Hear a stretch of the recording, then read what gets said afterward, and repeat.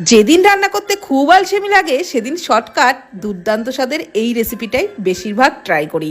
তো এখানে half cup মুসুর ডাল ভালোভাবে ধুয়ে একটা টিফিন কোটোর মধ্যে নিয়ে অল্প জল দিয়ে ঢাকনা আটকে কুকারে অল্প জলের মধ্যে টিফিন কোটোটা বসিয়ে 2টো সিটি দিয়ে নিয়েছিলাম। ঠান্ডা করে তারপর টিফিন কোটোটা খুলে নিলাম। তো এভাবে ডাল সিদ্ধ করলে ডালটা যেমন সুন্দর সিদ্ধ হয় তেমন ডালের মধ্যে কিন্তু একটুও জল থাকে না। আর এই রেসিপির জন্য এইভাবে ডাল সিদ্ধ করলেই ভালো হয়। তো কড়াই সর্ষের তেলের মধ্যে কালো জিরে শুকনো লঙ্কা ফোড়নে দিয়ে দিলাম পেঁয়াজ কুচি, তারপর কয়েক কোয়া রসুন দিয়ে নাড়াচাড়া করে একদম লালচে করে ভেজে নামিয়ে নিলাম। ভাজা শুকনো লঙ্কার মধ্যে একটু লবণ দিয়ে আর রসুনগুলোকেও ডলে ডলে খুব ভালো করে মেখে নিলাম। তারপর একটা সিদ্ধ ডিম গ্রেট করে দিলাম, দিয়ে দিলাম ওই ডাল সিদ্ধটা, দিয়ে দিলাম একটু কাঁচা পেঁয়াজ কুচি আর ধনে পাতা কুচি, আর দিয়ে দিলাম একটু কাঁচা সর্ষের তেল। তেলটা একটু বেশি করেই দিতে হবে, তাহলে কিন্তু খেতে দারুণ লাগবে।